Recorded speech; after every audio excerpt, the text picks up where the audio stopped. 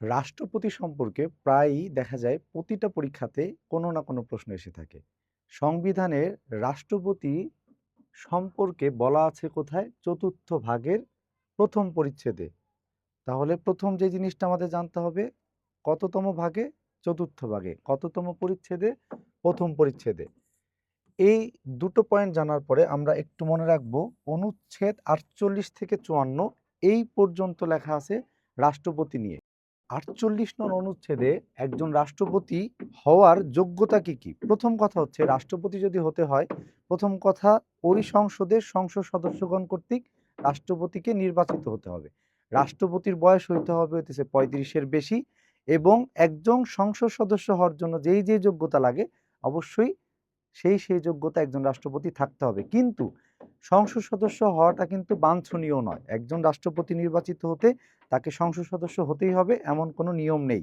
এরপরে আরেকটা জিনিস হচ্ছে, যেই পয়েন্ট আমরা পড়ব, প্রধানমন্ত্রীর পরামর্শ ছাড়া রাষ্ট্রপতি দুটো কাজ করতে পারেন। একটা হচ্ছে ৫৬ অনুচ্ছেদের দফা নাম্বার ৩ অনুযায়ী তিনি প্রধানমন্ত্রী নিয়োগ দিতে পারেন, সুতরাং এটা প্রধানমন্ত্রীর পরামর্শ ছাড়াই করতে হবে। আরেকটা হচ্ছে ৯৫ অনুচ্ছেদের দফা ১ অনুযায়ী তিনি প্রধান বিচারপতি নিয়োগ দিতে পারেন। তার মানে একটা হচ্ছে, এটা ছিল প্রধানমন্ত্রী নিয়োগ দিতে পারেন,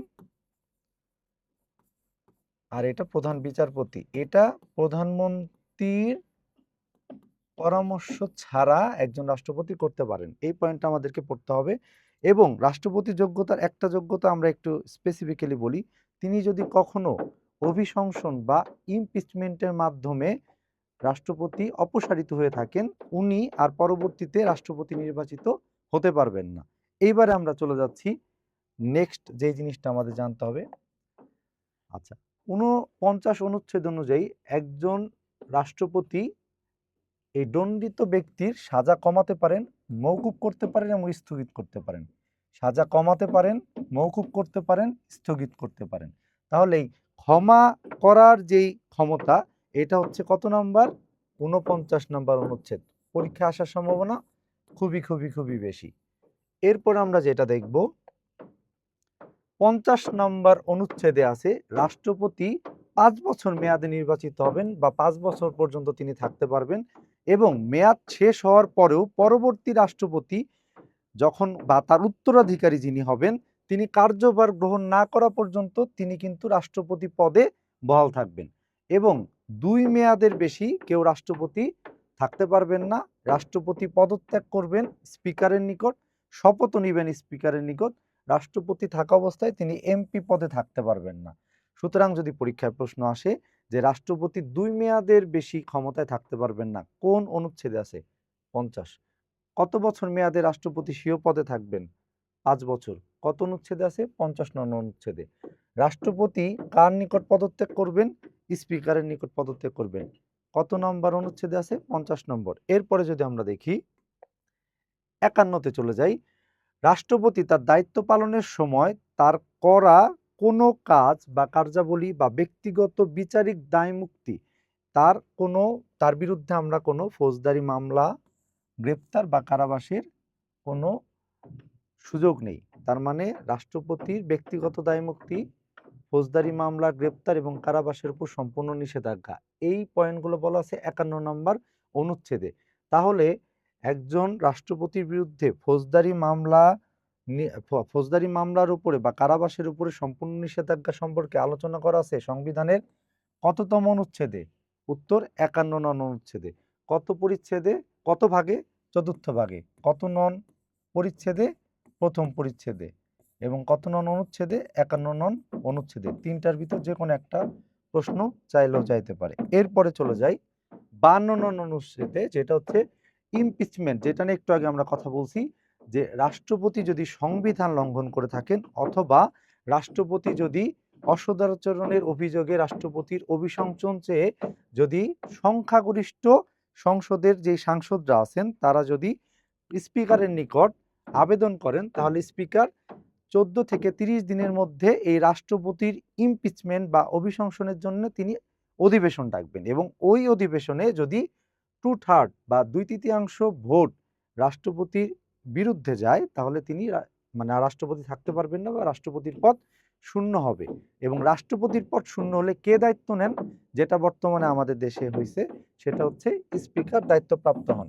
তাহলে পরীক্ষায় প্রশ্ন আসতে পারে যে রাষ্ট্রপতির অভিশংসন, রাষ্ট্রপতির ইমপিচমেন্ট কততম অনুচ্ছেদ? 53 অনুচ্ছেদ। আর একটা জিনিস কি, সরি 52 অনুচ্ছেদ। আর একটা কি গেল,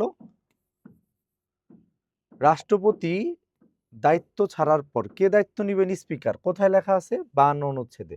রাষ্ট্রপতির বিরুদ্ধে কত সাংসদদের ভোটটা কতটুকু হইতে হবে? 2/3। রাষ্ট্রপতির বিরুদ্ধে যদি মানে আবেদন করে স্পিকারের কাছে, স্পিকার কততম দিন থেকে কততম দিনের মধ্যে অধিবেশন ডাকবেন, মানে 14তম দিন থেকে 30 দিনের মধ্যে স্পিকার অধিবেশন ডাকবেন। পরবর্তীতে ভোট হবে, 2/3 বেশি ভোট যদি রাষ্ট্রপতির এগেনস্টে যায়, রাষ্ট্রপতির পদ শূন্য হবে, রাষ্ট্রপতির জায়গায় পদটা গ্রহণ করবেন স্পিকার। 53 নং অনুচ্ছেদে আমরা দেখব যে শারীরিক বা মানসিক অসামর্থ্যতার কারণে যদি একজন রাষ্ট্রপতি তার কার্যাবলী চালিয়ে যেতে অক্ষম হন, সেক্ষেত্রে তাকে অপসারণ করা যেতে পারে। এই সম্পর্কে আলোচনা আছে হচ্ছে 53 নং অনুচ্ছেদে। এই ক্ষেত্রে যখন এরকম একটা অবস্থা তৈরি হবে, তখন স্পিকার একটা চিকিৎসা পরিষদ গঠন করবেন। সেই চিকিৎসা পরিষদের গঠনের প্রস্তাবের ফলে ওই চিকিৎসকরা সিদ্ধান্ত নেবেন তিনি শারীরিক এবং মানসিকভাবে সামর্থ্যবান অথবা অসামর্থ্যবান কিনা। সেই ক্ষেত্রে অসামর্থ্য হলে তাকে অপসারণ করা যাবে। এটা সম্পর্কে আলোচনা আছে 53 নং অনুচ্ছেদে। এরপরের স্লাইডে আমরা যদি দেখি, 54 নম্বর অনুচ্ছেদে আছে একজন রাষ্ট্রপতির পদ শূন্য হলে কিংবা তিনি অসুস্থ হলে বা অনুপস্থিত হলে, রাষ্ট্রপতি দায়িত্ব পালনে অসমর্থ হলে রাষ্ট্রপতির স্থলে দায়িত্ব পালন করবেন স্পিকার। যদি পরীক্ষায় প্রশ্ন দেয় একজন রাষ্ট্রপতির পদ শূন্য হইল, সেখানে দায়িত্ব পালন করতেছেন স্পিকার, কততম অনুচ্ছেদ? 54। রাষ্ট্রপতি অসুস্থতার জন্য তিনি বিদেশে চিকিৎসা নিতে গেলেন, সেই ক্ষেত্রে দায়িত্ব পালন করবেন স্পিকার, কততম অনুচ্ছেদে আসে? 54। একজন রাষ্ট্রপতি দায়িত্ব পালনে অসমর্থ, তাহলে সেই ক্ষেত্রে স্পিকার যে দায়িত্ব পালন করবে এটা কততম অনুচ্ছেদে আছে? 54 নং অনুচ্ছেদে। এরপরে চতুর্থ ভাগের যেই অনুচ্ছেদ আমরা যেই 48 থেকে যেই 64, এটার যে 54, এটার যে একদম এই 6টা পয়েন্টের সারমর্ম আমরা এখানে তুলে ধরছি। রাষ্ট্রপতির কি কি ক্রাইটেরিয়াতে তিনি রাষ্ট্রপতি হতে পারবেন এই সম্পর্কে, তার বয়স কত হতে হবে, তার কোন কোন যোগ্যতা অযোগ্যতা, এটা সম্পর্কে লেখা আছে 48 নং অনুচ্ছেদে। 49 আছে ক্ষমা, 49 ক্ষমা। রাষ্ট্রপতির পদের মেয়াদ আছে হচ্ছে 50।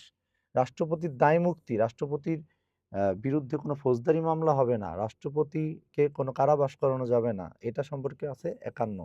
রাষ্ট্রপতির অভিশংসন, সংবিধান লঙ্ঘন বা গুরুতর অসদাচরণের কারণে রাষ্ট্রপতিকে যে অভিশংসন করা বা 2/3 সংসদ সদস্য যদি প্রস্তাব করেন যে রাষ্ট্রপতি পদে তাকে তারা অভিশংসন চান, সেই ক্ষেত্রে আলোচনা আছে 52 নং অনুচ্ছেদে। এবং অসামর্থ্যের কারণে রাষ্ট্রপতির অপসারণ, এটা আছে 53 এবং হচ্ছে অনুপস্থিতির কারণে রাষ্ট্রপতি পদে যে স্পিকার দায়িত্ব পালন করবেন এটা হচ্ছে 54। জাস্ট এই স্লাইডটা, এই 6টা লাইন যদি মনে রাখা যায়, আশা করি এখান থেকে পরীক্ষায় প্রশ্ন আসবে। এইবার আমরা কয়েকটা কোশ্চেন দেখব যে প্রিভিয়াস কিছু পরীক্ষাতে প্রশ্ন আসছে সংবিধানের কত নম্বর অনুচ্ছেদে রাষ্ট্রপতির সাধারণ ক্ষমা সংক্রান্ত বিধান রয়েছে। এটা হচ্ছে 49, ক্ষমা 49, ক্ষমা 49। তাহলে আমরা এই প্রশ্নটা পারবো আশা করি। 2 নম্বর যে প্রশ্নটা আমরা এনেছি, সংবিধানের কত নম্বর অনুচ্ছেদে রাষ্ট্রপতি থাকার কথা বলা হয়েছে, তাহলে সেটা হচ্ছে রাষ্ট্রপতি থাকবেন, রাষ্ট্রপতির বয়স কত হবে, রাষ্ট্রপতির কি কি যোগ্যতা থাকতে হবে, কি কি অযোগ্যতা থাকলে তিনি রাষ্ট্রপতি হতে পারবেন না, এই সম্পর্কে কথা বলা আছে 48 নং অনুচ্ছেদে। আর প্রত্যেকটা অনুচ্ছেদই কিন্তু সংবিধানের চতুর্থ ভাগ এবং হচ্ছে প্রথম পরিচ্ছেদ, চতুর্থ ভাগ প্রথম পরিচ্ছেদ, এরপর হচ্ছে অনুচ্ছেদ। তাহলে দুটো প্রশ্ন শেষ। 3 নম্বর প্রশ্নে কোন অনুচ্ছেদে বলা হয়েছে রাষ্ট্রপতি অভিশংসন বা ইমপিচমেন্ট সম্ভব, এটা হচ্ছে 52, এটা হচ্ছে 52 ইমপিচমেন্ট বা অভিশংসন, এটা হচ্ছে 52।